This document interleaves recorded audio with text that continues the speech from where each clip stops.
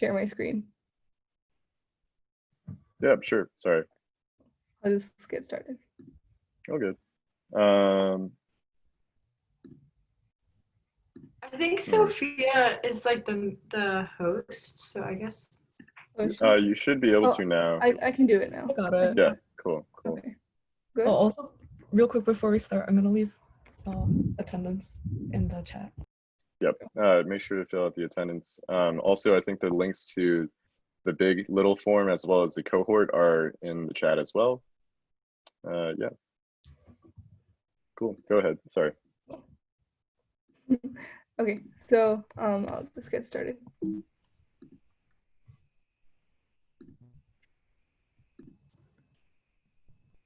Just as we go ahead when you get a chance. All right. So for the black market organ trade that we're going to talk about today, the primary reason that it exists is because of that severe organ shortage that exists globally. Increasing demand for organ transplants because of the increasing health problems that people are facing, such as organ failure and then inability to maintain a good health, is why people demand organs. However, there are not enough in the market. For example, is statistical information by WHO, it estimates that about 10,000 kidneys are traded on the black market worldwide annually. And that means almost like at least more than one kidney per hour. So something to be definitely worried about. Now, what causes the organ shortage? There are two major reasons for that. First is lack of registered donors. Now, people fear to register as donors because first there's lack of information. Because they do not have a good idea of what their religion says or how things work. Some believe that in their religion, it is frowned upon to donate organs or participate in such activities, and hence they do not do it. Quite a lot of times, people do not even have enough information about when can they register for donors, as a donor, or how do they do it, and like which is the right place to go to when they're interested in being a donor. So it's lack of this information that is one reason for organ donation. However, of course, as government agencies and the public health organizations work towards this problem, they've tried that they give people incentives to become donors. The other reason that people are not registering as donors is like some studies prove that mostly people think about becoming donors when they're trying to get their license renewed. And apparently at that time, not everybody is in the best mood to maybe serve the community or do some good in their lives. And so when the option comes up and it's like, do you want to be one? It turns out that, maybe no, we'll think about it later or next time. So that is one thing. The other major reason for shortage is advancing medical conditions, medical treatments, and sorry about that. Yeah. So and better healthcare nowadays. So because you have you're disposed to good healthcare nowadays, and treatments are better. Many people can afford it, and of course, the subsidies and insurances that people have and that people have more access to nowadays. It's like health overall globally is only improving, and as a result, not the best thing to say, but not so many people are dying that you can obtain organs from, and that serves as a big reason for why there is a lot of organ shortage on the market. So and it's then there's also this thing that people who do register as organ donors, it's very hard to get back to them or obtain organs from them. For example, this one study that proves that 3 out of every 1,000 people die in a way that allows for organ donation. So it's like, assume that even if 2,000, 3,000 people have registered as donors, you can only get like 6, 7 people out of that big number from whom you can obtain those organs. So here's a little that was a little information in at the bottom of the screen, where you can just see some like wait lists in the big countries for getting a kidney. Canada, it's 4 to 7 years. US 3.6 years, and UK 2 to 3 years, but definitely can get longer. So this is one reason why the black market exists, because those who are in need of it are in a dire need of it. But when they're definitely either too low on the wait list or they're just not there, and hence the black market. Next slide, please.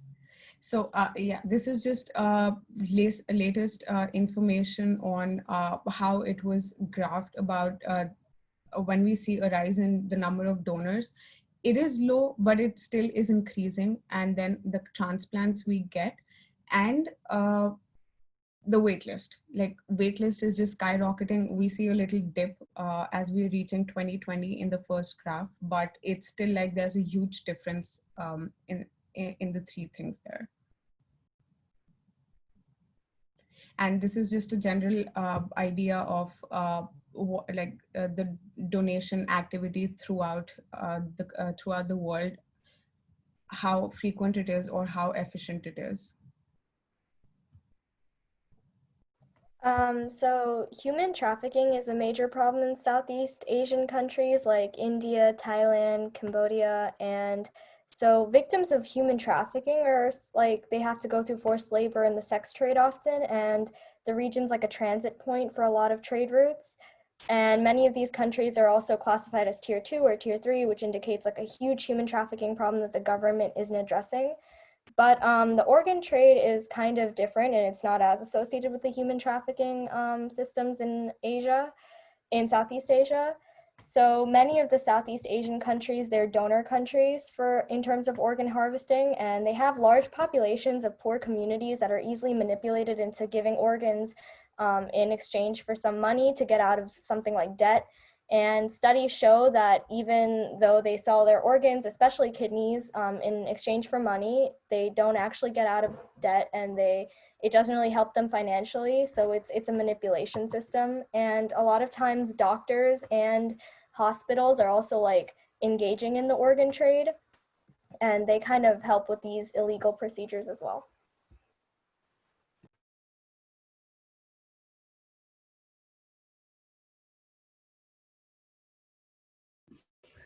Okay, so these are Maxine's slides. She couldn't make it today, but I'll present them for her. So she focused on China, which is another huge country who is involved in the black market organ trade. So China has a huge organ shortage because of a cultural perception that it's not right to donate your organs after you die, and that you should be keeping the body intact. And like that, combined with its giant populations, a breeding ground for the organ trade. A huge demographic who is a victim of organ trade is usually prisoners, including the Uyghur Muslim minority and other like ethnic minorities within China. So these people are often forced against their will to have their organs harvested and then sold on the black market. Specifically with Uyghur Muslims, as we talked about last advocacy meeting, this is like a huge problem. They're usually drugged, and they like wake up and they don't know what's happened to them, and they're missing a kidney or they're missing part of their liver. So that is what's going on in the detention camps. Also, the organ trade is like officially illegal in China, but definitely still does happen. There are many organizations that are trying to combat it. I focus primarily on Egypt in Africa, and in this 2017 report, they said that about 10% of all organ donations are acquired illegally. That's a pretty big number, I thought. Egypt is one of the hubs for the incoming organs. So about 1 in 10 migrants and refugees from North Africa have been trafficked from Europe and for organs. And there's evidence of people who would just leave mutilated corpses with their organs torn out, and then they would just be left to die. But that's not all the case, but there were some pictures and stuff, and I didn't really want to put it in. They drug the victims first, and then they just harvest the organs and kind of leave them to die. But in 2016, there was a very big international bust of one of the huge networks in Egypt, and nurses and professors and businessmen all connected to the hospital were all arrested, but that didn't really help with the numbers. It definitely slowed it down, but it didn't stop it for sure. And then on this next slide, I just have some of the numbers behind what like each thing costs as a human trafficked organ. So like you can see that livers and kidneys are probably one of the more expensive organs, and then like kids can just donate blood to get a meal. So that was interesting. And they closed down a lot of illegal facilities, but it's still running rampant in Egypt at the moment.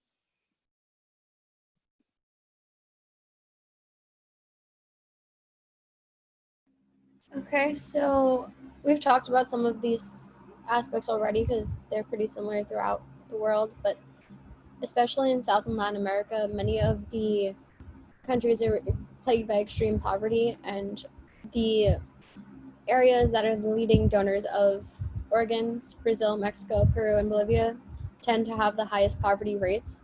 And recently they were ranging up to as high as 42%. So a lot of people were turning to the black market or selling organs as a way to try and provide for their families or get out of debt, like we talked about before. Kidneys tend to be the easiest ones to donate and what most people go for. And it's been happening a lot with the adult male population trying to provide for their families. A lot of the donors have actually been like non-willing participants in this. Actually, the gangs in a lot of these regions began getting involved in the black market organ trade as a way to make quick money. So what they've been doing is either bullying people into it or just kidnapping them like off the street and harvesting organs from them and then working as a facilitator.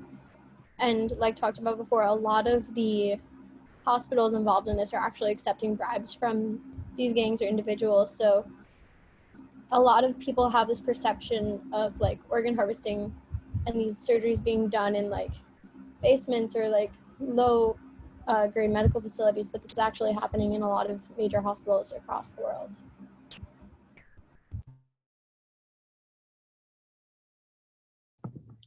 So this is covering the organ trade in North America and Europe, and generally the countries in these regions are more developed or have wealthier citizens. So for example, the US is a major organ importing country, and you could see like for kidneys in the image on the right, it's indicated like that. And organ trading is illegal in the US due to the National Organ Transplant Act, and only one person has ever been prosecuted of being involved in it, which is very surprising because it is so heavily involved. And Europe has both sides. It has a lot of wealthy patients who, will find like any way to survive. So it's involved in organ importing, but there are also regions like Serbia that have a lot of people in poverty who do turn to this. So for example, the citizens in Serbia wanted to have a formal system to register and sell or trade organs, and the government didn't allow it. So this kind of leaves the citizens to just kind of do it under the black market. And a lot of professionals in Serbia refuse to believe that it's actually happening, which is interesting because in North America, people are like well aware, but there still hasn't been a lot of action being done to stop it. And I think there's only 2 countries in the world that allow for organs to be formally registered and sold. I think Israel is one of them. I can't remember the other one. But yeah. Okay, so to talk a bit about the organ trade and the international organ trade, a huge industry is transplant tourism. So in this practice, people actually travel from one country to another in order to gain access to organs. Transplant tourism is illegal in most countries except for 2. There's Israel, and I'm pretty sure the other one is Iran. So basically in this process, which is facilitated by a doctor typically, a person gets a whole package in which their entire trip is organized to a number of countries in order to get their organs harvested. I'm sorry, not harvested, in order to get a transplant. So typically one person travels to another country, or both the recipient and the donor travel to a third country in order to have the procedure. However, this opens the door to a lot of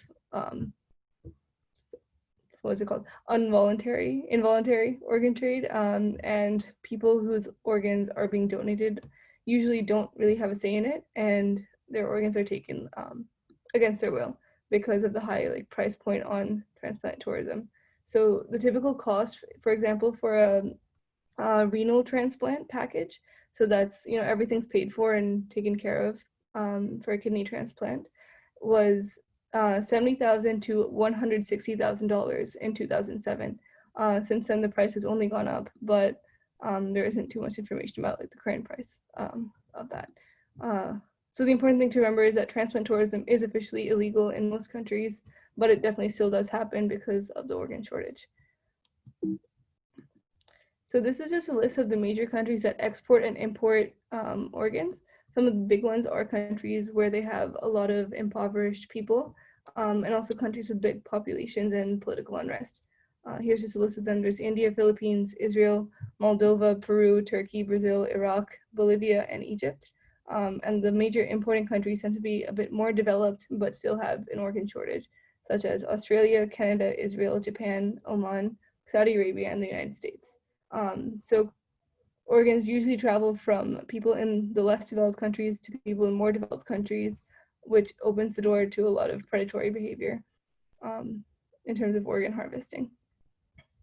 And then this is a news article I found. I thought it was just an interesting way to illustrate how desperate people who sell their organs actually are. So the headline says that desperate Syrian refugees are resorting to selling their organs on the black market just to pay rent.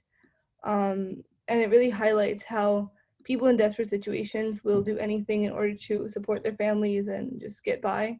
In a lot of cases, they are selling their organs. And this is usually done in an unsafe manner.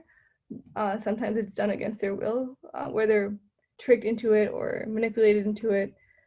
And these people are usually left infected or injured in some way and left to die. And their organs are sold at a huge price. And in this article, they interviewed someone who was facilitating the organ trade, so someone who people were actually selling their organs to. And he was saying that they give different prices to different people depending on how desperate they think the people are. So a more desperate person will get a lower price for their kidney or for their liver than a less desperate person will. This example is using Syrian refugees, but this definitely does happen in other countries, specifically in India.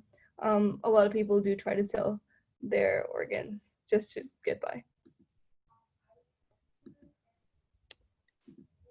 So working to combat organ trafficking, these are three main organizations that have taken action.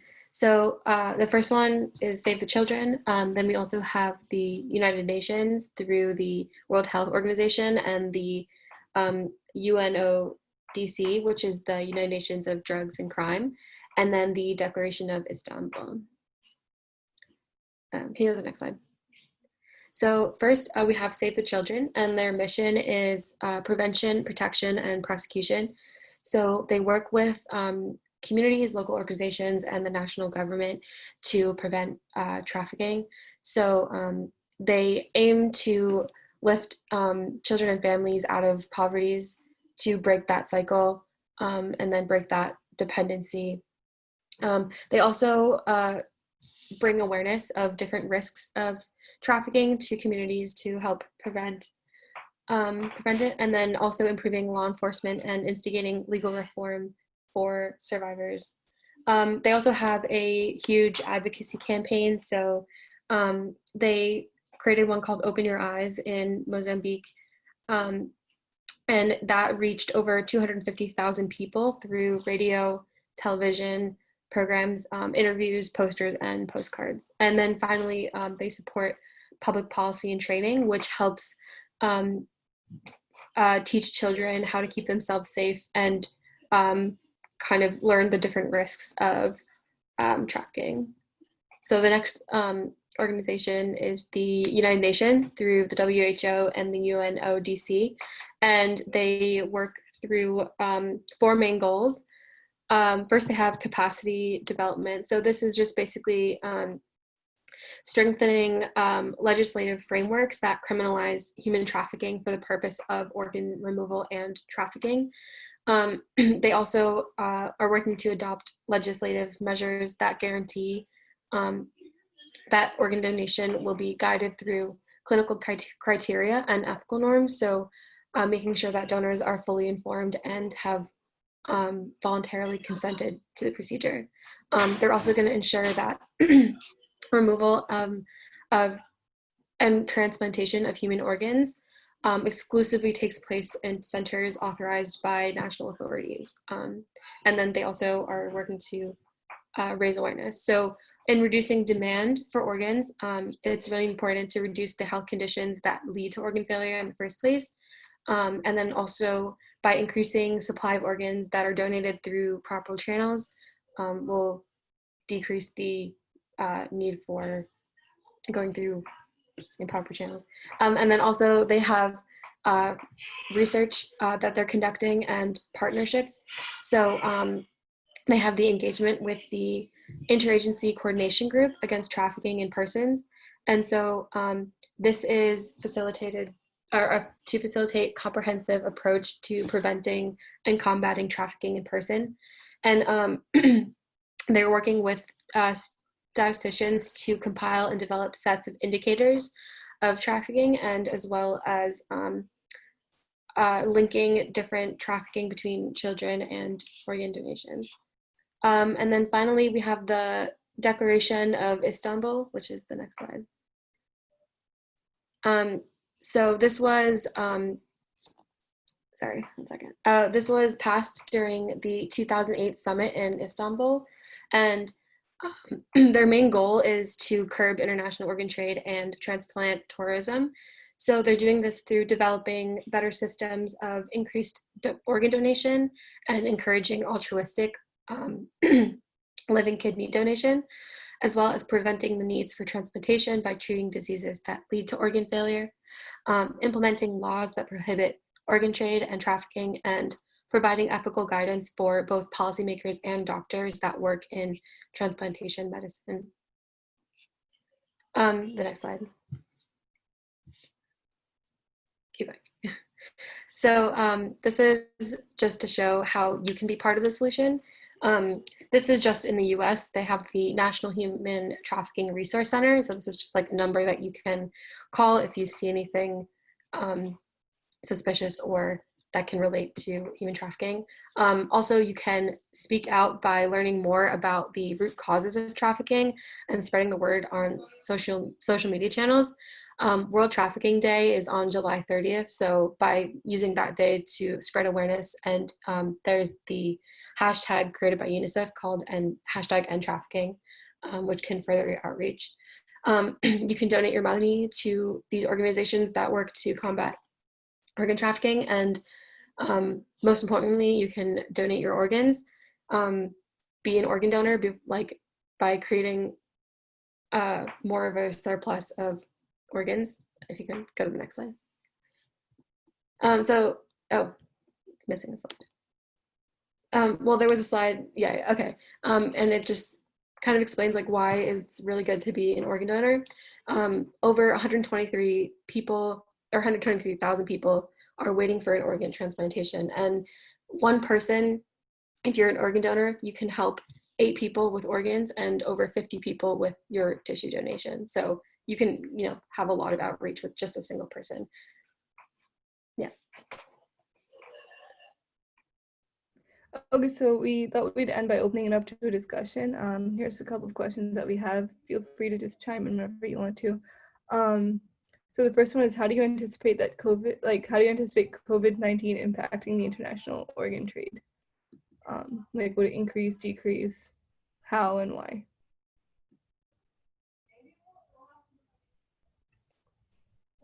Well, this is not necessarily about how it would impact the illegal organ trade, but I do know that in some severe cases of coronavirus, they were actually performing lung transplants because like there was so much damage to the lung tissue. So I guess in that sense, it could increase demand for lungs, which is crazy to think about that is even like a possibility. It's really weird that the black market even exists for such a thing, but that's one way where I could see it upregulating demand. You're right. Yeah, I don't know about lungs. I think lung transplants have more to do with like tissue than with like, well, yeah, I guess yeah, I think that's the same. Yeah. Yeah. I mean, I know because the patient was put like on an ECMO while they were doing it because it happened at the hospital that my aunt works at in Houston, Texas. Yeah, no, but you're absolutely right. I did read something about that. COVID-19 has increased the shortage of organs in the first place, and then also has increased like the demand for organs also, because it's not like oh yeah. sorry. I'm sorry, it's I was saying like people just tend to not die in ways that render their organs like useful as much as they used to before COVID-19, so that's why the shortage has definitely increased. Sorry, Emma, what were you saying? I also had a question. So with this, like the black market organ trade, is it primarily with organs like where they'll like harvest them and the person can continue living, or is there also a sector where it's like maybe like a family member passes away, but they have like organs that are intact? Are they also like trying to harvest that? Because I guess that would be more elaborate and require like them to like keep like maybe someone's body alive for a period of time. But well, the thing is like if you get an organ from a dead person, then the odds of that organ being useful are pretty low. So I think for the most part they get it from someone who's already living, and usually do it in a way that the person doesn't necessarily die immediately, but like definitely opens the door to a lot of infections, which can then lead to death. Or like they bleed out or something, but usually it's from living people though, and typically like kidneys and livers are like the biggest ones. This just made me think of that episode of Shameless. Has anyone seen that? I don't think so. Okay, never mind. I haven't. Yeah, there was like I think one of the guys needed an organ transplant, and like in the black, you know, they did like some sketchy thing because he was like literally dying and they're like dirt poor, and instead of giving him an organ, which they thought they were doing, and they like, you know, illegally like got all this money to like pay for it, they took an organ instead. So he was like literally on his deathbed and like had to, and they were like, by the way, like you need to call 911 like after the procedure happens, because they literally harvested his organs instead of giving him an organ. Like when he went to the ER, they were like, you're missing a kidney. And I'm sure this shit happens. Like, you know, when like I was listening. What is this show on? What? What do you watch the show on? I think you can watch it on Netflix, Showtime. Oh my god. Yeah, it was wild.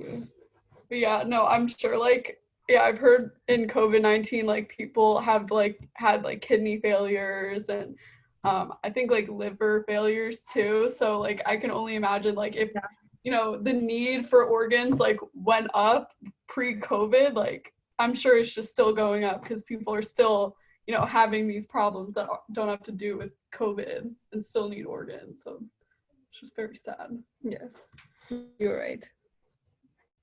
All right, sorry for my shameless rant.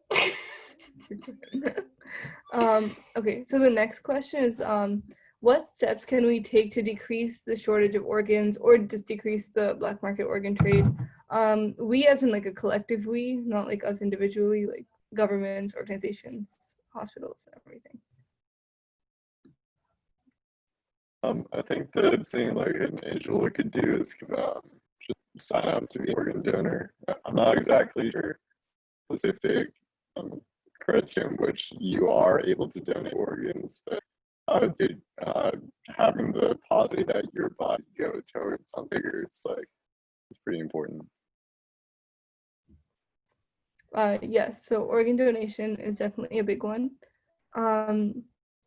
Another thing that I was thinking about was regenerative like medicine and using like stem cells to regenerate tissues. I think that could be like a huge step in decreasing the organ trade in general, because it decreases like the demand for like human organs and can be like cultured organs or tissues. I'm Yeah, gonna say I wanted to say that, is it Sina? Yeah, Yeah, you did a really good job with like presenting resources and just on like what is currently being done to combat the black market organ trade. That was like really well done. And I guess like one thing that I already am an organ donor like on my driver's license. So I guess like it's like kind of a far-fetched thing for us. Like hopefully we don't all die for a while. But I guess it's like a good thing to indicate that. Oh, I'm gonna say it, but Medicare for all, or like a better healthcare system, because like if people are getting, because if you get to a point where well, if you can't afford to like go to the ER and you're waiting, you're having these problems and you're waiting so long because you can't afford it till it gets bad, till you need an organ transplant. Like, we don't have a healthcare system right now where you can just go to the doctor's office and like it's free, or your insurance like covers all of it. So if we have a better system and people are getting treated at the beginning, and it's more regular to like take a day off from work if you're not feeling well, like then maybe we'll get to a point where less people are needing organs because they're getting treatment from the start. Yeah, I think that goes back to what Sina said about like the 3 Ps, and like the first one is prevention. So like preventing the need for organs in the first place, I think should be like one of the top priorities. Yeah. Does anyone have anything to add? No? Okay, well that's all we have. Good point. All right. So thank you to everyone for listening and being here. Also, if you haven't already, just please fill out the attendance form. Also, the other 2 forms that I mentioned at the beginning of the meeting are there. But yeah, that should be it. Thank you, guys.